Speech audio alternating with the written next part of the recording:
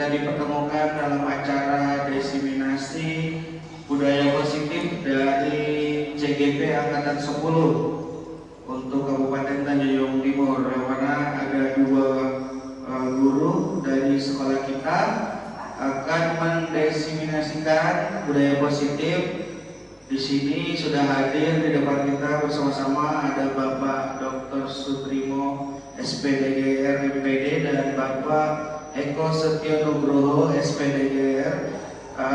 Dan untuk mempersingkat waktu lebih baik dan lebih cepat lagi, bagusnya kita langsung persilahkan kepada pertama kali untuk Bapak Dr. Sutrimo menyampaikan presentasinya.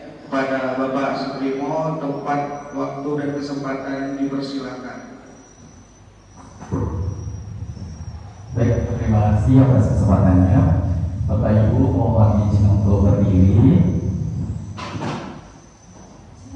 Oke, baik Bapak Ibu, sebelum kita mulai, apa kabarnya hari ini?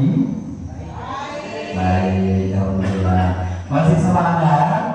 Masih. Kalau semangat berarti makin semangat ya. Oke, alhamdulillahirobbilalamin. Oke, bismillahirrahmanirrahim. Assalamualaikum warahmatullahi wabarakatuh.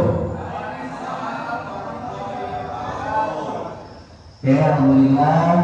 Terima kasih kepada Bapak Ibu yang sudah berkenan hadir, dan alhamdulillah kita semua dapat berkumpul dan bertatap muka di dalam ruangan yang berbahagia ini dalam rangka dan dalam kegiatan yaitu diseminasi budaya positif untuk pendidikan guru penggerak, yang pada hari ini akan disampaikan beberapa informasi-informasi dari budaya positif yang sudah kami pelajari dan kami akan memperkenalkan dan mengimplementasikan serta menyebarkan kepada Bapak Ibu semua.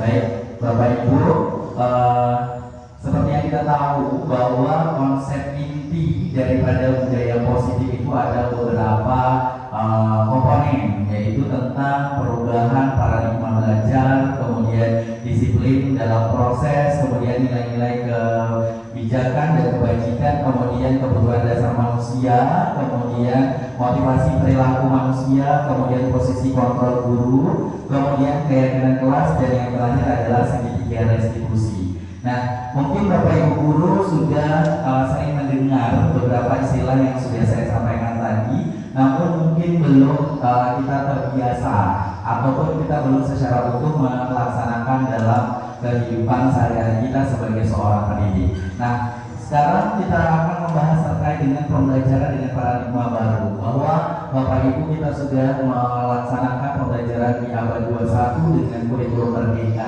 ini, yaitu pembelajaran yang dirancang berdasarkan prinsip pembelajaran berdiferensiasi. Nah, dengan kebutuhannya yaitu sesuai dengan teori psikologi modern yang mewujudkan profil pelajar Pancasila, di mana profil pelajar Pancasila itu ada 6. Bapak Ibu, pastinya Bapak Ibu sudah memahami dan sudah mengerti terkait dengan profil pelajar Pancasila. Kemudian kita akan lanjutkan. Selama ini kita mengetahui, tetapi kita sering melaksanakan atau melakukan miskonsepsi tentang teori kontrol. Artinya adalah, ya contohnya nih, ilusi guru mengontrol murid, kemudian ilusi bahwa semua penguatan positif itu efektif, kemudian ilusi bahwa orang dewasa itu berhak memaksa, kemudian ilusi bahwa kritik dan membuat rasa bersalah itu adalah menguatkan karakter. Jadi dalam pertemuan ini kita akan membahas dan meluruskan serta mengklarifikasi apa saja budaya-budaya positif yang bisa kita lakukan di dalam kelas maupun di lingkungan sekolah, seperti itu. Nah, ini adalah stimulus respon, kemudian ada teori kontrol untuk mengubah paradigma bahwa yang kita lakukan selama ini ada beberapa hal yang miskonsepsi, seperti itu.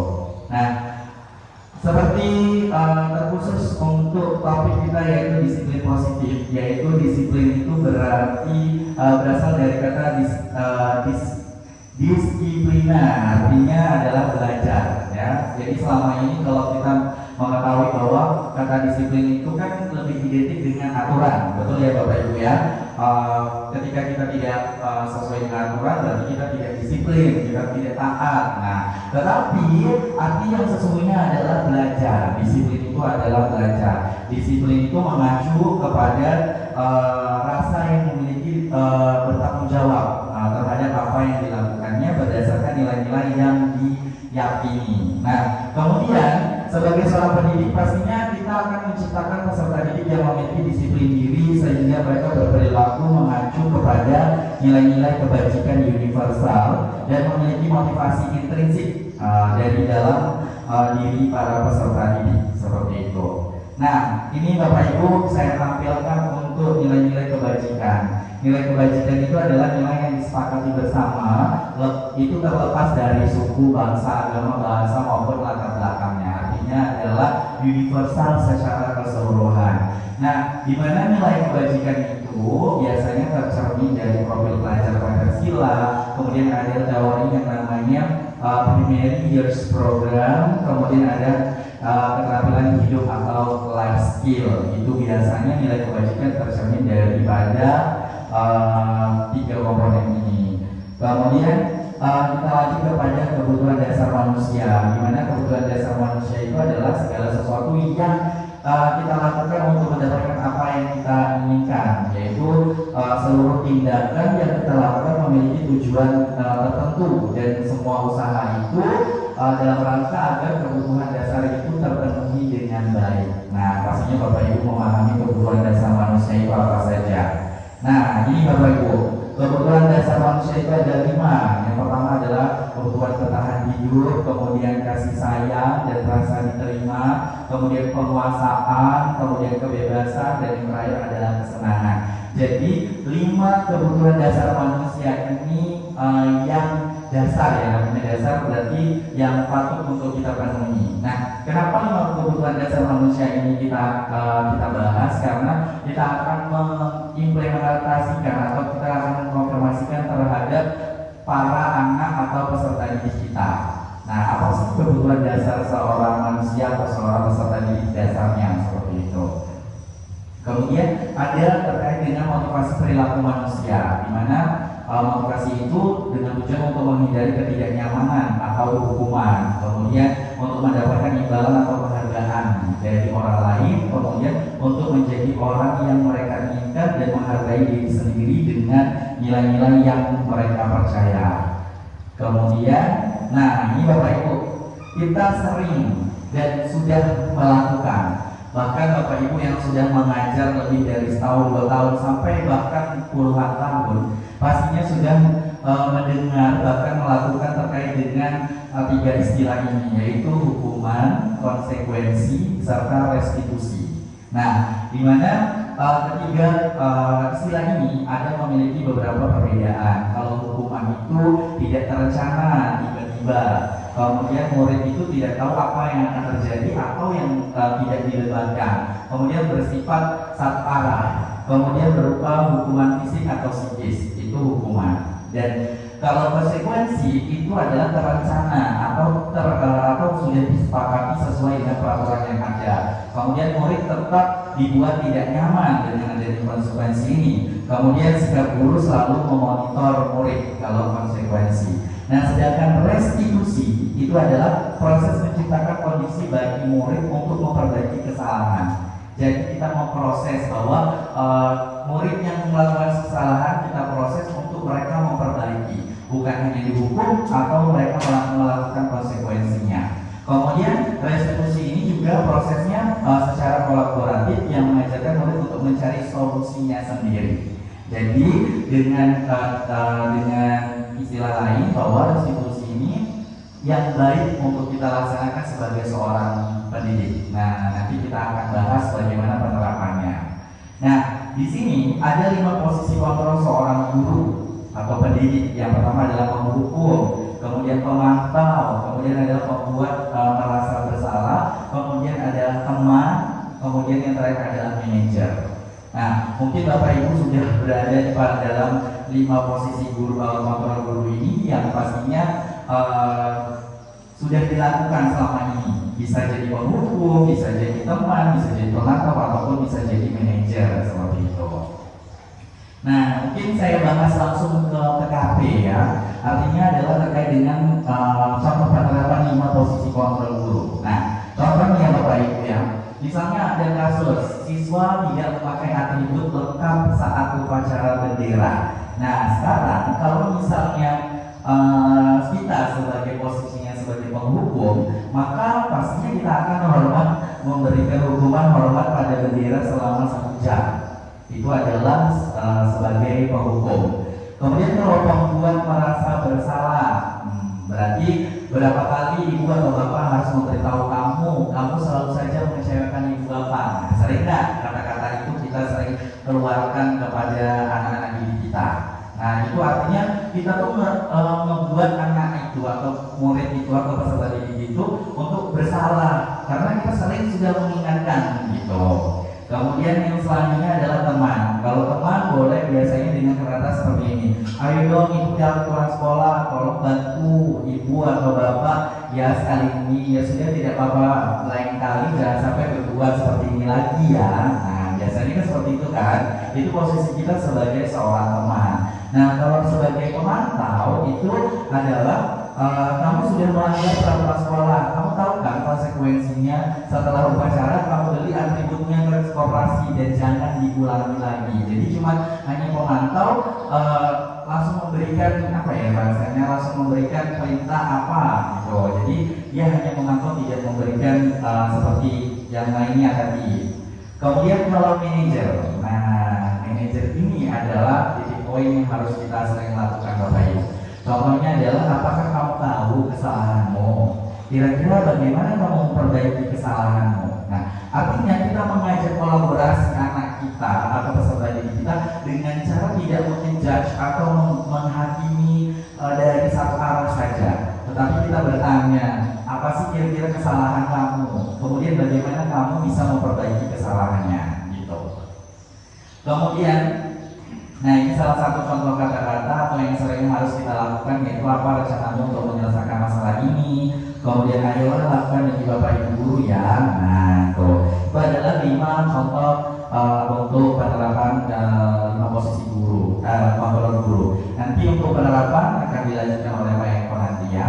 Nah, kita lanjut ke keyakinan kelas.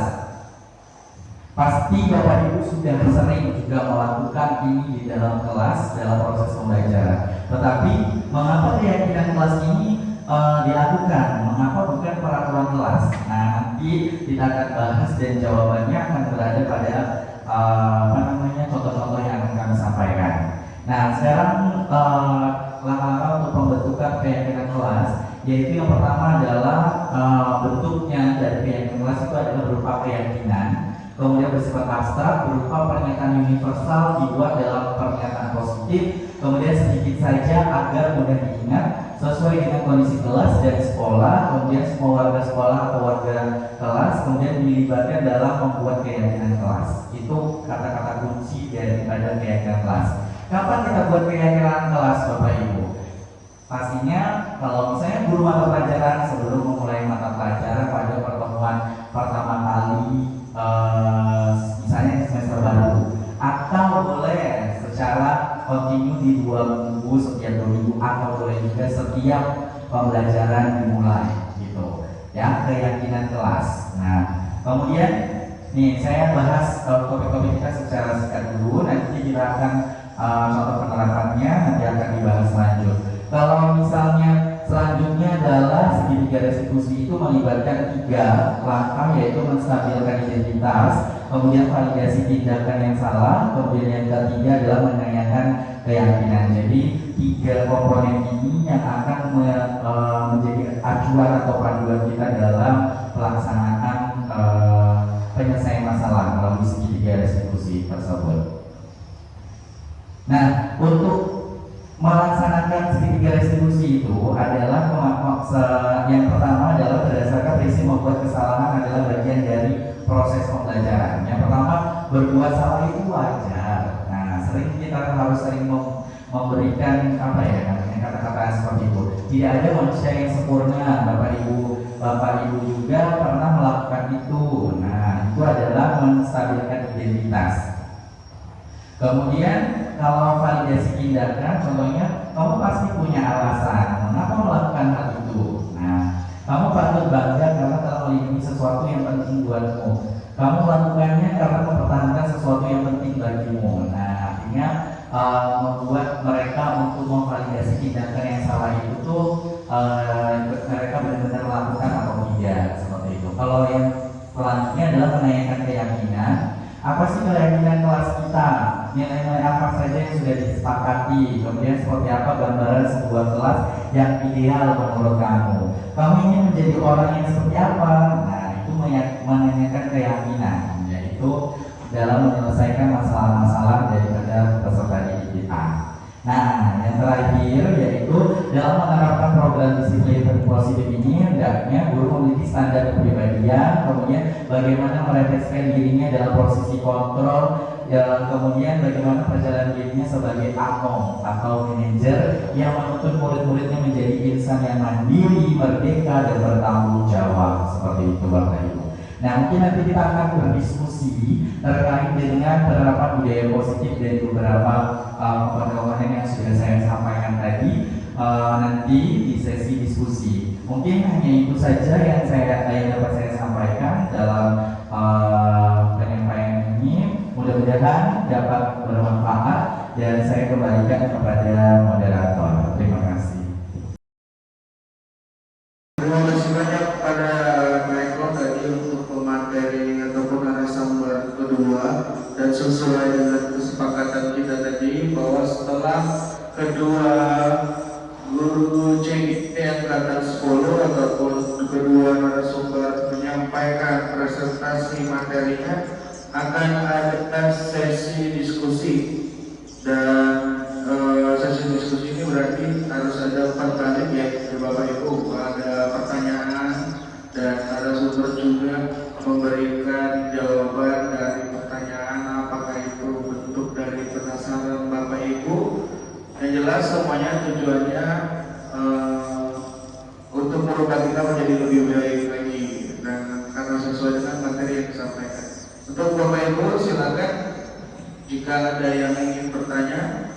Mungkin pada kesempatan kali ini ada beberapa guru yang ingin bertanya. Ada?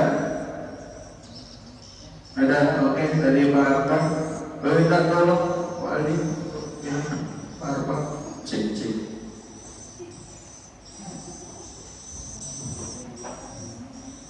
Oke, terima kasih atas waktunya Pak.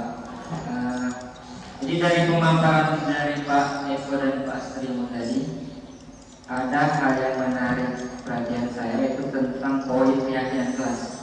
Yang pertama, kira-kira Pak, peraturan kelas sama keyakinan kelas itu sama atau beda? Terus yang terakhir, tadi Bapak juga menjelaskan beberapa contoh tentang keyakinan kelas. Kira-kira adakah contoh-contoh keyakinan kelas yang sudah Bapak terapkan di sekolah kita? Mungkin itu saja Pak, terima kasih. Oke, terima kasih dari Pak Arpan. Apakah langsung dijawab Pak? Apa ditampung dulu? Langsung dijawab ya. Oke, kepada Bapak Sutrimo kami persilakan untuk memberikan penjelasannya terkait dua pertanyaan tadi dari Bapak Arpan, yang mana salah satunya adalah keyakinan kelas apakah sama dengan aturan, atau yang kedua juga praktek langsung dari Bapak Supremo. Kepada Bapak Supremo, Pak dipersilakan. Oke, baik, terima kasih kepada moderator dan terima kasih juga kepada Pak Arfan yang sudah memberikan pertanyaan. Jadi Bapak Ibu, ini memang menarik karena selama ini pengetahuan kita terkait dengan peraturan kelas, keyakinan kelas mungkin memang ada samanya, tetapi pastinya ada perbedaan. Nah, secara menyeluruh atau secara keseluruhan perbedaannya adalah kalau peraturan, namanya aturan itu lebih cenderung berpihak ke satu arah atau berasal dari satu arah saja, ya kan? Nah, jadi kalau peraturan kelas itu biasanya misalnya guru memberikan peraturan kepada anak dirinya, misalnya pelajaran bahasa Inggris tidak ada yang boleh membawa handphone, tidak tidak ada yang boleh tidur di kelas, tidak ada yang boleh bla bla bla bla. Itu kan peraturan. Nah, jika dilanggar pasti akan mendapatkan hukuman atau sanksi seperti itu. Dan biasanya peraturan itu berasal dari guru masing-masing. Ya, biasanya juga peraturan kelas itu bersifat dengan kata cenderung dengan kata-kata negatif. Ya kan, jangan tidur di kelas. Nah, jangan berisik atau jangan membuat onar atau segala macam. Nah, kalau keyakinan kelas itu adalah lebih cenderung kita kolaborasi dengan peserta didik, nah dengan siswa. Dan keyakinan kelas itu kita yang terlebih dahulu memberikan kesempatan siswa atau anak didik kita untuk membuatnya. Jadi keyakinan kelas apa yang mereka akan mau untuk pelajaran kita. Misalnya pastinya kan kalau misalnya siswa itu berasal dari siswa, pastinya akan berpihak kepada siswa itu, ya kan, sesuai dengan untuk kurikulum kita berpihak kepada murid gitu. Kemudian yang kedua adalah keyakinan kelas menciptakan komunikasi yang baik antara guru dan siswa atau anak didik kita. Nah, kemudian kita yang memberikan persetujuan antara keyakinan kelas yang sudah mereka utarakan kepada kita sebagai seorang guru seperti itu. Nah, mungkin ada beberapa contoh keyakinan kelas, misalnya dalam pelajaran bahasa Inggris, ya kan, atau pelajaran matematika. Misalnya siswa bilang bahwa kelas 9 itu berperilaku sopan santun dan saling menghargai satu sama lain. Ya, artinya itu mereka bisa yakin bahwa kelas 9 itu bisa menghargai satu sama lain ataupun bisa bersikap santun. Atau siswa kelas 9 tidak menyalakan handphone ketika tidak diberi instruksi oleh guru gitu. Kemudian siswa kelas 9 menggunakan seragam yang lengkap dan menunjukkan sikap semangat belajar ketika belajar bahasa Inggris. Nah, itu mereka dari mereka, keyakinan mereka. Jadi ketika mereka menyepakati dan membuat keyakinan tersebut, ketika mereka melanggar, mereka akan mengingatnya karena dari mereka dan juga untuk mereka seperti itu. Sehingga memang lebih lebih berpihak kepada murid. Sehingga ketika selama ini kita memberikan ketika kita dalam pembelajaran kan misalnya kayak Bu Lina pelajaran IPA, misalnya Bu Lina bilang pokoknya sebelum belajar IPA hari ini saya tidak mau semua siswa bajunya harus masuk, misalnya semua siswa tidak ada bajunya yang keluar, harus rapi gitu. Artinya kan itu dari Bu Lina sendiri, sedangkan siswanya mau ya udah kita keluarkan aja bajunya gitu. Jadi kita harus berdasarkan dengan usulan-usulan daripada murid. Mungkin seperti itu Pak Arwan, terima kasih. Dia tadi penyampaian. Mungkin ada tambahan dari Pak Eko atau ada beberapa pertanyaan lagi untuk pemateri yang mana kita tahu dua pemateri di hari ini. Tadi untuk keyakinan kelas pertanyaan bagus dari Pak Muhammad Arfan. Terima kasih banyak kepada Pak Arfan yang sudah ikut memberikan pertanyaan pada pemateri. Ada pertanyaan selanjutnya? Oke, dari Pak Udin yang Pak Kamarudin. Silakan pada Pak Kamarudin.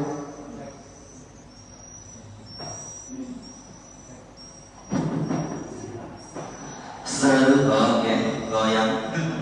Baik, selamat siang Bapak Ibu. Masih semangat semuanya ya. Oke, terima kasih. Mungkin ada semangat tadi. Oh, ini dari 1000 peserta hari ini ternyata ada satu suara ya sepertinya. Baik Bapak, saya tadi di Pak Eko ada menyampaikan tentang segitiga restitusi Pak ya, dengan berbagai penjelasan yang luar biasa, kemudian memberikan contoh. Tapi tetap saya ingin ini Pak untuk lebih memperdalamnya lagi, khusus untuk saya pribadi. Ada pertanyaan yang saya sampaikan, yaitu kira-kira gini Pak, bagaimana menurut Bapak perbedaan pelaksanaan segitiga restitusi dalam kegiatan atau permasalahan yang terjadi di sekolah khususnya di dalam kelas? Mungkin itu pertanyaan sementara. Ya, terima kasih banyak untuk Pak Kamarudin dan kepada Pak Eko untuk dapat dipersilakan untuk memberikan sedikit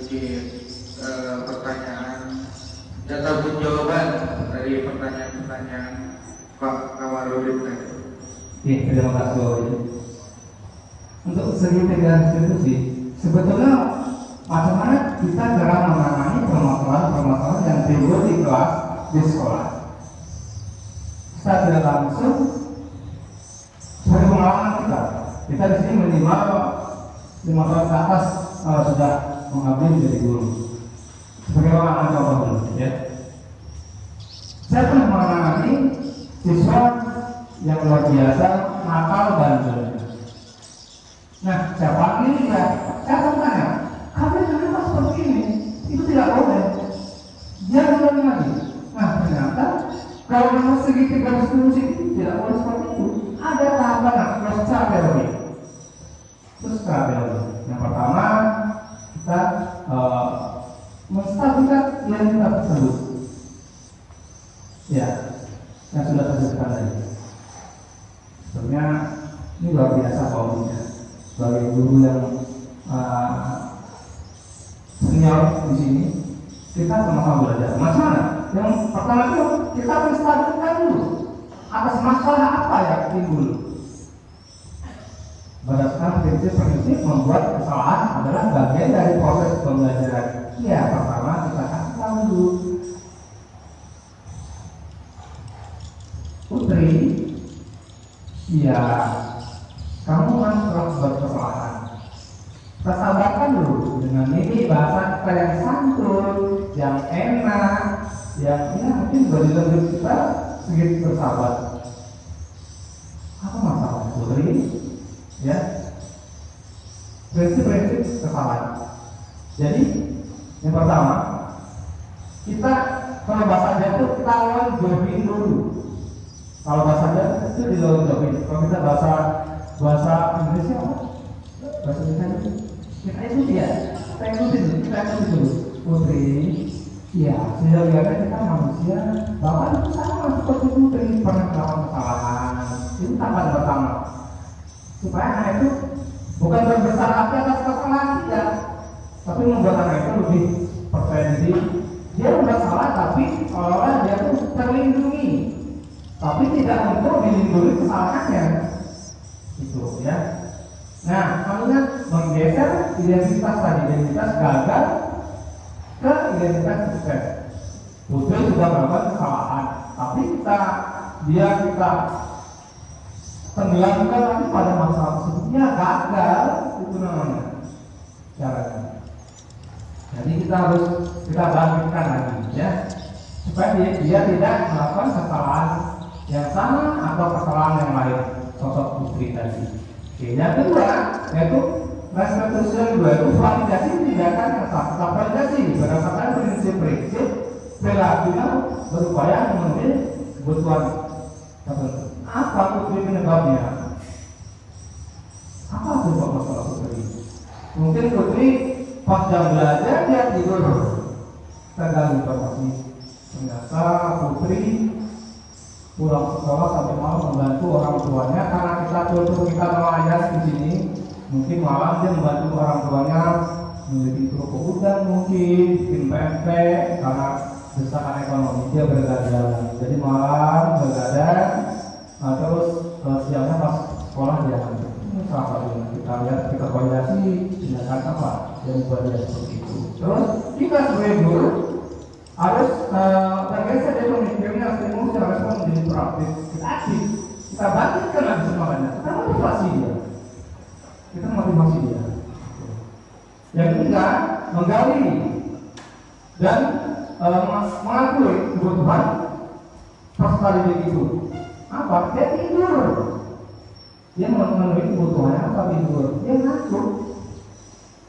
Kita menggali lagi, kita motivasi Putri dan seperti ya yang diulangi lagi dengan cara yang santun, bersahabat. Kembali lagi, yaitu kita menghamba kepada murid, ya, menghamba kepada murid. Bukan artinya kita menyembahkan Putri tidak. Tuh ya. Ya yang terakhir caranya itu menanyakan kreativitas Putri tadi. Setelah dia melakukan tidur di kelas Putri, kamu sudah tidur nih di kelas pas pada Bapak. Kamu tahu kan artinya itu melanggar, tapi dia siapa? Maaf, salah, saya melanggar. Itu sudah melakukan dia. Oh yakin seorang putri, sosok putri tadi sudah melanggar keyakinan kelas. Itu. Jadi kita harus menguatkan lagi agar si putri tidak mengalami hal tersebut. Itu ya. Dan yang berikutnya mampu meningkatkan keyakinannya dengan tindakan yang sama. Jangan ditekan lagi, kalau sudah salah dia mengakui salah ya sudah. Kita pindah. Ya betul tadi kita kasih ujangan-ujangan mengakui salah, dia sudah mengakui, sudah tidak akan mengulangi lagi. Gitu. Tapi saya yakin, Pak Udin ini senior, guru-guru saya senior, dengan trik hebat yang tidak lepas dari sistem atau aturan segitiga restitusi. Pasti seandainya guru yang lain belum menerapkan, mari kita sama-sama belajar. Nah nanti saya kalau ngomong kebetulan satu sekolah dalam segi ini akan ada dia kalau mau bikin apa kombel ya, ada buat kombel komunitas belajar itu nanti kita akan coba menggandeng guru-guru apa yang kita perlu. Apakah kita mengarah kepada kenakalan atau kepada prestasi? Nanti kita bahas soal ini ke komunitas belajar agar apa? Intinya adalah karakter peserta didik kita baik untuk dia, keluarga, dan lingkungan. Itu saja. Mohon maaf, kalau jika ada yang kurang tepat. Saya akhiri. Wassalamualaikum warahmatullahi wabarakatuh. Oke, baik, terima kasih Pak, penyampaiannya sangat luar biasa. Tepuk tangan dong semuanya.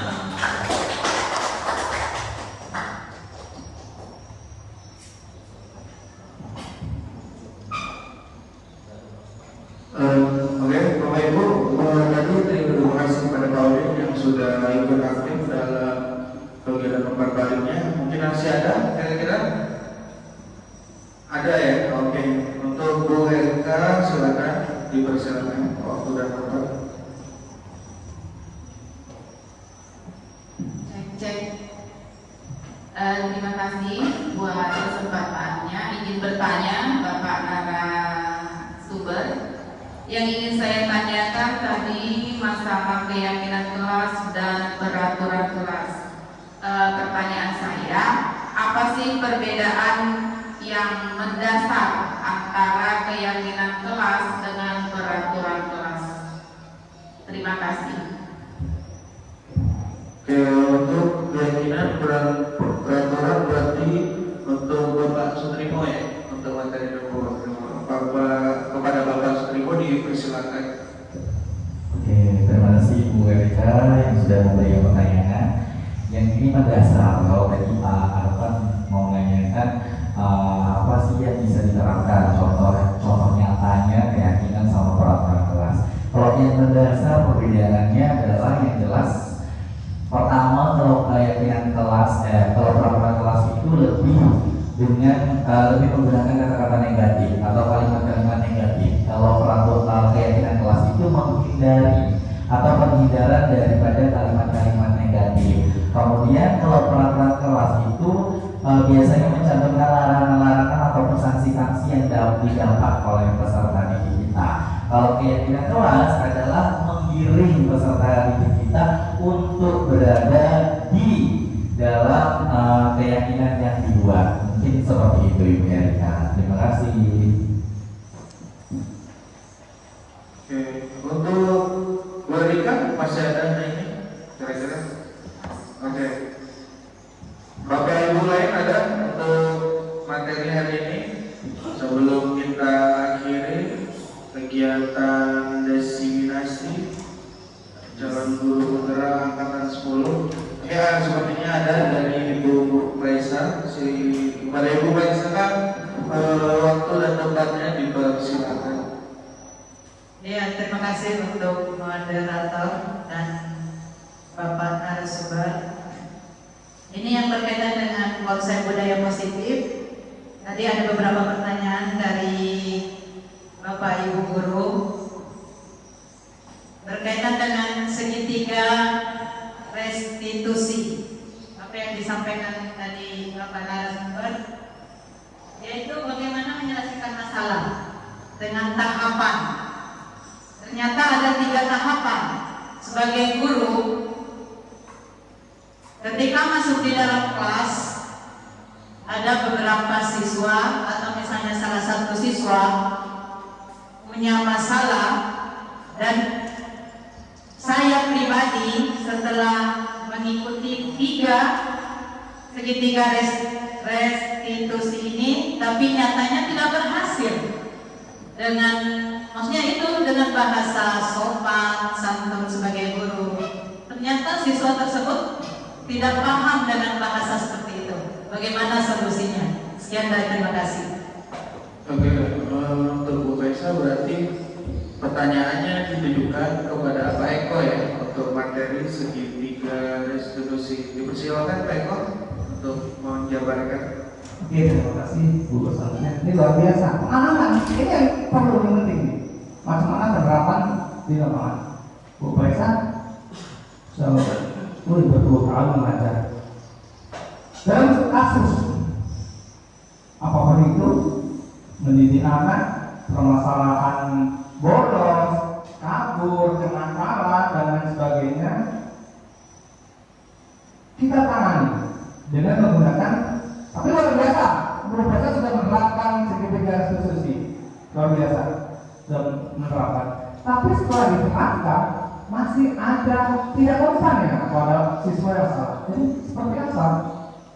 Buang karau tidak, pasaran Jambi buang berapa? Dapatkan diatur uang, itu bahasa Jambi. Enggak seperti itu ya. Tahapan-tahapannya itu kita kembali lagi, kita lebih pendekatan yang perspektifan. Pendekatan lagi, apa sih masalahnya? Ya, jadi kita panggil orang tua, ya Bu, kita panggil orang tuanya secara segitiga restitusi tadi, kapan-kapan sudah kita lakukan, ya, kita proses sedikit, ya, dari menstabilkan, Bu Faisa sudah melakukan validasi tindakan yang salah juga sudah melakukan, menanyakan keyakinan keras kamu nak salah, pahamkan, sadar, sudah juga, tapi masih juga, ya Bu ya, masih juga. Orang Jawa bilang bebalnya, ya, bebalnya, dapet orang Jawa bilang, betul enggak? Kita kembali lagi, adanya yang namanya karakter peserta didik.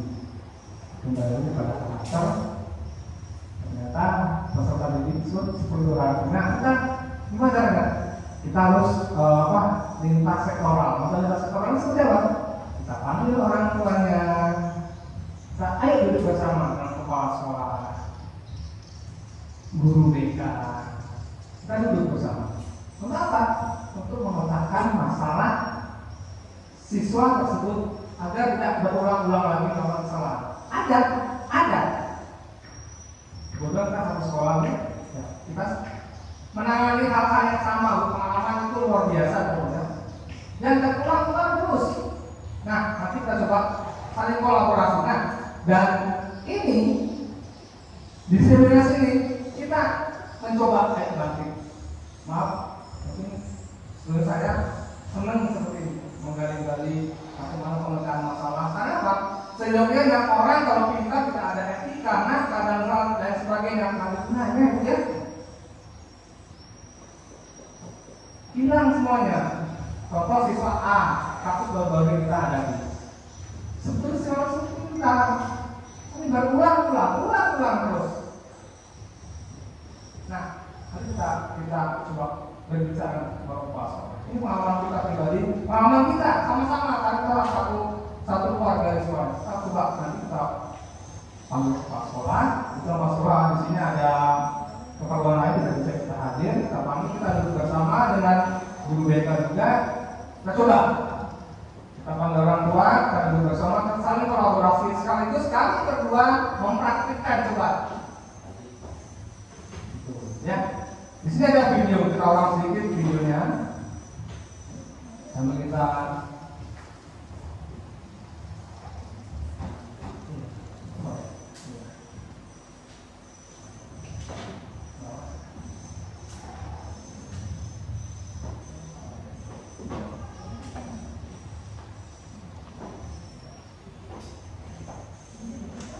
Kita coba ya. Pokoknya jangan sampai kalah.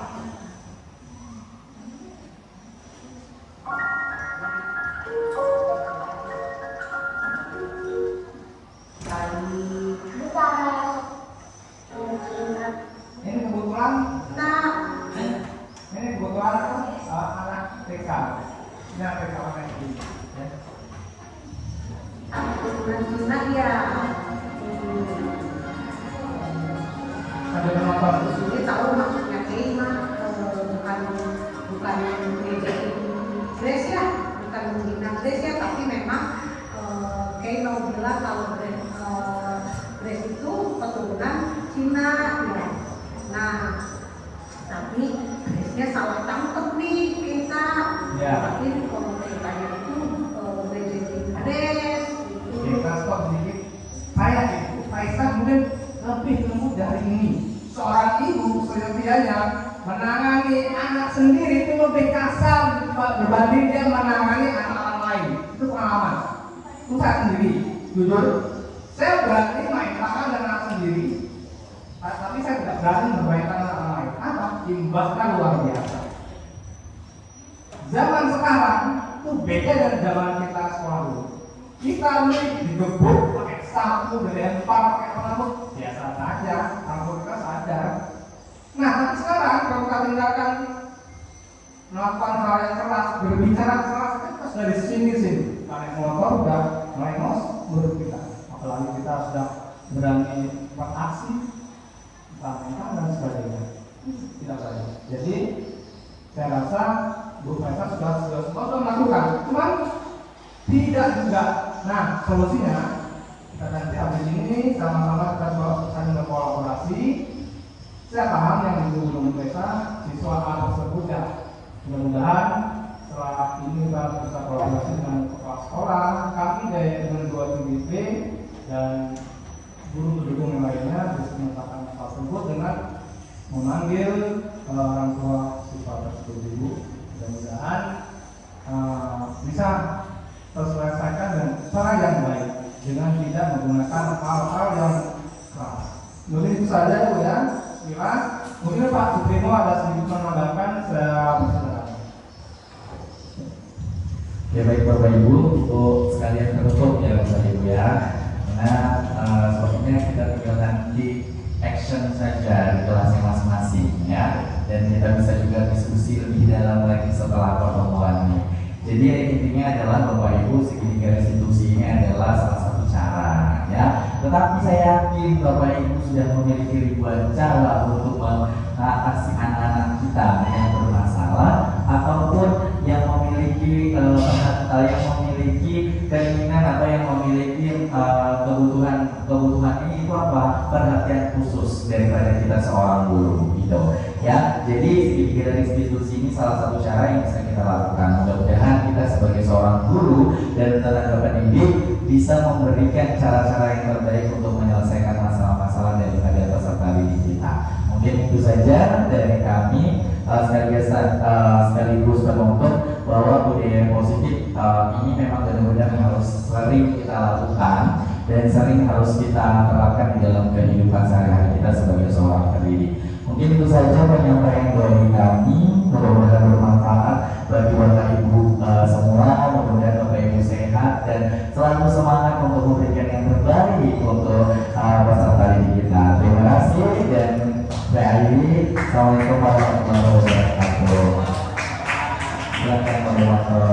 Oke, demikianlah tadi acara kita hari ini. Intinya adalah bahwa apa semua yang disampaikan dan yang kita diskusikan tidak hanya dilakukan hari ini. Kedepannya nanti saya selaku moderator meminta kepada bapak-bapak narasumber untuk bisa men-share materinya ataupun hasil presentasinya kepada teman-teman kita di SMP Negeri 8 Tanjung Jabung Gimana. Intinya belajarlah untuk menjadi lebih baik hari ini dan seterusnya.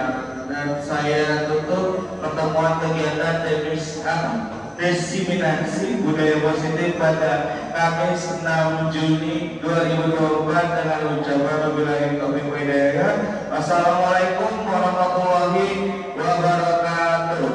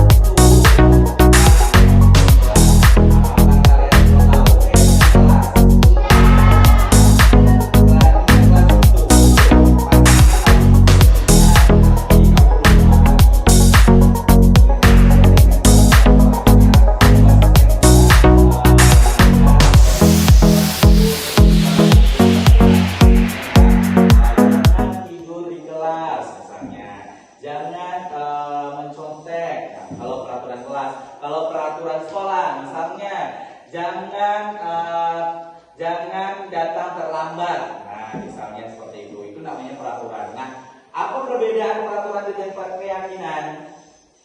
Apa? Siapa yang tahu coba? Tadi kan kalau peraturan itu lebih kemana? Ke larangan. Kalau misalnya keyakinan itu apa yang kamu yakini yang bersifat positif. Artinya tidak ada kata-kata negatif di dalam suatu keyakinan ataupun menghindari kata-kata negatif. Oke, contohnya seperti apa keyakinan Mister? Contohnya apa? Misalnya apa? Nah, misalnya rajin belajar atau semangat belajar. Kelas 9 semangat belajar di kelas. Misal, ya kan? Kalau misalnya yang negatifnya kan misalnya jangan tidur di kelas. Gitu. Berarti kan kita pakai kalimat positifnya yaitu semangat belajar. Oke, paham? Oke, jadi hari ini sebelum kita mulai pelajaran, kita akan membuat keyakinan kelas dengan cara seperti apa? Dengan cara kamu semua masing-masing anak-anak hebat ini harus menuliskan. Nah, menuliskan keyakinan kelas yang akan kita sepakati dan kita laksanakan bersama-sama ya. Satu orang itu satu ya, dan itu mudah-mudahan kita bisa sepakati dan kita laksanakan bersama-sama. Siap semuanya? Iya. Masih semangat semuanya? Siap. Kita akan membuat keyakinan ini dengan cara kamu menuliskan di stick note ini satu persatu. Nanti kamu akan menempelkannya di depan kelas. Oke, silakan dibagikan. Silakan dibagikan. Satu orang satu ya. Iya, Mister. Ya, silakan dituliskan ya. Kalau bisa tidak ada yang sama ya. Yang jelas yang bisa kamu lakukan di dalam kelas beserta dalam proses pembelajaran. Oke? Siap? Oke. Yang positif toh kalimat positif. Ya, silakan ditulis ya. Oke, yang kalimat positif yang meyakini kamu dan kita semua bisa melaksanakan.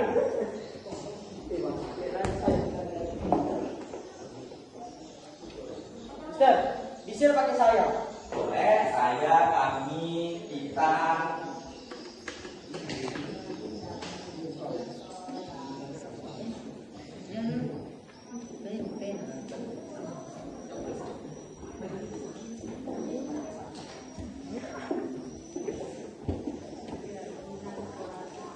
Oke, sudah semua?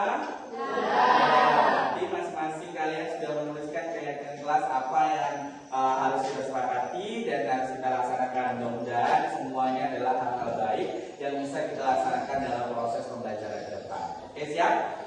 Oke, jadi sekarang instruksinya adalah setiap masing-masing siswa atau setiap masing-masing dari kalian menempelkan hasil daripada keyakinan kelas yang sudah kalian pikirkan dan kalian tuliskan ke depan papan tulis, ke kolom yang sebelah kanan ini adalah untuk putra, yang sebelah kiri untuk putri. Ya, sekarang barisan sebelah kanan dulu. Silakan maju.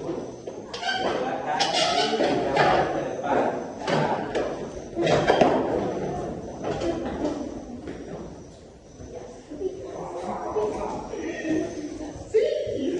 Oke, boleh tempelnya. Oke, bagus.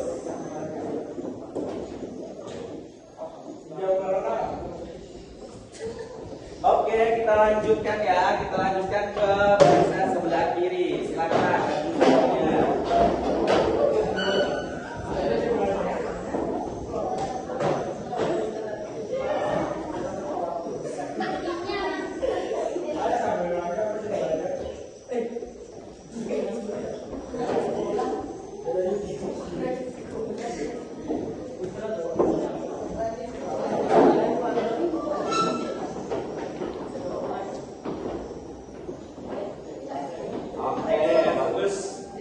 Oke, luar biasa. Sudah kalian semua sudah menyampaikan aspirasi ataupun pendapat kalian yang akan kita sepakati bersama-sama. Oke, Mister mau satu orang, Mister mau Pak Rudi, silakan maju ke depan membacakan apa yang sudah ditulis oleh teman-temanmu. Oke, Siap? Kayak lainnya kita sama-sama ya. Nanti kita akan sepakati dan kita akan melakukan nilai kebajikan apa atau kebaikan apa yang akan kita laksanakan. Oke, dari yang paling kiri. Rajin belajar. Oke, rajin belajar ya. Kita sepakat ya, rajin belajar. Tidak boleh malas-malas ataupun tidak boleh asal-asalan, harus rajin. Sepakat ya. Oke, lanjut. Saya semangat belajar. Oke, semangat belajar ya. Berarti tidak boleh ngantuk, tidak boleh yang lainnya. Berarti kalian yakin bahwa kelas ini akan semangat belajar. Oke, lanjut. Datang tepat waktu. Terus. Mengetahui mematuhi tertib kelas. Oke, mematuhi kata kelas, kemudian datang tepat waktu berarti harus rajin ya, tidak boleh terlambat. Artinya disiplin ya. Oke, lanjut. Menghargai pendapat teman. Oke, menghargai pendapat teman ya, tidak boleh mengejek, tidak boleh membuli ya, harus dihargai temannya. Oke, lanjut. Saya sering membantu guru dan teman. Oke, terus. Kita harus selalu menghargai seluruh teman. Oke, sama kayak tadi. Terus. Saling menghargai teman. Oke, sama. Saya rajin sekolah. Oke, bagus. Kalau yang sebelah sini, yang dari yang putri. Semangat dalam pembelajaran. Oke, semangat ya. Terus. Rajin mengerjakan tugas. Oke, terus. Semangat belajar. Oke, sama. Selalu mengikuti semua pelajaran dengan penuh semangat. Oke, bagus. Terus. Rajin datang ke sekolah. Oke, bagus. Jujur saat mengerjakan tugas. Oke, bagus. Selalu rajin mengerjakan tugas sekolah. Bagus. Mengerjakan tugas yang diberikan. Oke, bagus. Bertanggung jawab dan dapat dipercaya. Oke. Tidak pantang menyerah. Oke, siap. Oke, terima kasih Pak Ari. Tepuk tangan dulu dong untuk Pak Ari. Oke, jadi dari semuanya ini ada tadi ada kata tidak pantang menyerah. Harusnya apa? Kalau bisa kita ganti jadinya apa? Tangguh. Nah, boleh. Kita harus tangguh dan gigih dalam belajar. Boleh ya?